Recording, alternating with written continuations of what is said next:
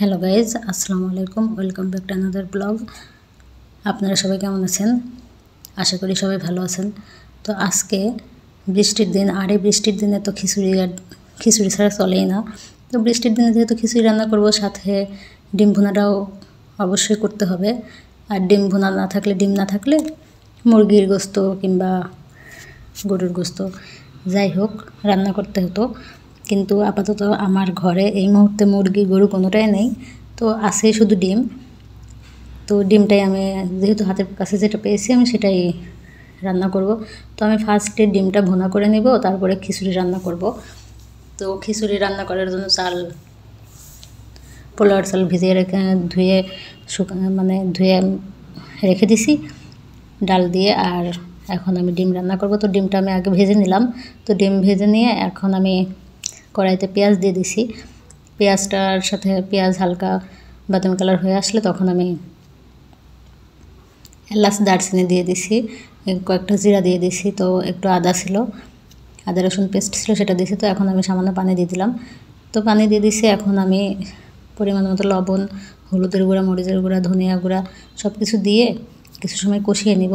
আর হ্যাঁ, আজকে পেঁয়াজ অল্প দিছি আর আলু কুচি কুচি করে কেটে দিছি, কারণ একদম শুধু ডিম ভুনা মানে একটু ঝোল থাকবে না, মানে একদমই অল্প হবে আর ঝোলও থাকবে না, তাই আমি আলু কুচি করে দিয়েছি 1 পিস। তো ওইটা আমি দিব। তো আপনারা পারলে ওইভাবে আলু কুচি কুচি করে দিয়ে ট্রাই করতে পারেন, দেখবেন ভালোই লাগে। তো আমি এখানে এখন টমেটো দিয়ে দিলাম। টমেটো দিয়ে এখন আমি আলু কুচিগুলো দিয়ে দিচ্ছি, দেখতে পাচ্ছেন। আলু কুচি দিয়ে আমি এগুলোকে একটু সামান্য কিছু সময় ভালোভাবে কষিয়ে নিব। তো একদম শুকিয়ে গেছে। তো এখন আমি সামান্য একটু পানি দিব। পানি দিয়ে আগে সিদ্ধ করে নিব আলুটাকে, মানে কষিয়ে নিব ভালোভাবে। তারপরে ঝোল দিব অল্প একটু, মানে ভুনা ভুনা করার জন্য গামাখা গামাখা করে রাখবো। তো এখানে কষানো শেষ। এখন আমি সামান্য ঝোল দিয়ে দিচ্ছি। এটা হয়ে আসলে তখন ডিম দিয়ে নামিয়ে ফেলবো কমে আসলে। আর হ্যাঁ, আপনারা কে কোথা থেকে আমার ভিডিও দেখছেন সেটা আমাকে অবশ্যই কমেন্টে জানাবেন। আর আপনাদের কাছে আমার ভিডিও ভালো লাগলে স্কিপ না করে সম্পূর্ণ ভিডিও দেখার অনুরোধ রইল। আর সাথে লাইক কমেন্ট করে যাবেন। তো এখন আমি ডিম দুটো দিয়ে দিছি। লাস্টে আমি জিরা গুঁড়া দিয়ে দিছি। তো আমার ডিম রান্না শেষ। এখন আমি খিচুড়ি রান্না করব। খিচুড়ি রান্না করার জন্য চুলাতে কড়াই দিয়ে দিছি। এখন পেঁয়াজ রসুন মরিচও দিয়ে দিচ্ছি।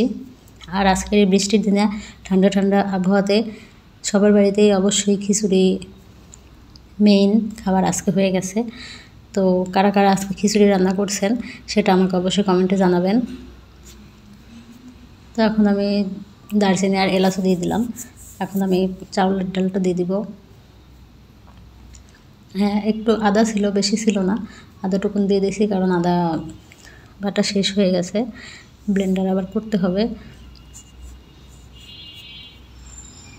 তখন আমি চাল ডালটা দিয়ে দিলাম। এখন এটাকে দিয়ে তো এক হাত দিয়ে মোবাইল ধরে ভালোভাবে চাউলটাকে ভাজা যাচ্ছিল না, মানে নাড়াচাড়া করা যাচ্ছিল না, তাই আমি ওই সময়টাটুকুন আমি ভিডিও স্কিপ করে গেছি। তো এখন আমি স্কিপ করে গিয়ে এখন আমি পানি দিয়ে দিব। হলুদ মনে হচ্ছিল কম হচ্ছে, তাই পরে আমি আবার একটু হলুদ দিয়ে, মানে ওইটুকুন আমি স্কিপ করে গেছি ভাজাটুকুন, কারণ দেখতেই পাচ্ছেন এক হাত দিয়ে মোবাইল ধরে ভিডিও করছি, তাতে এই জন্য এক সাইড হয়ে গেছে ভিডিওটা। তখন আমি পানি দিছি, পরিমাণ মতো পানি দিয়ে ঢেকে দিছি। তো আমার রান্না করাও শেষ, দেখতেই পাচ্ছেন। এই যে খিচুড়ি ডিম ভুনা দুটাই শেষ। তো এখন পরিবেশন করার পালা। তো দেখুন আমি সুন্দর করে পরিবেশন করে ফেলেছি। তো সবাই ভালো থাকবেন, সুস্থ থাকবেন। আল্লাহ হাফেজ।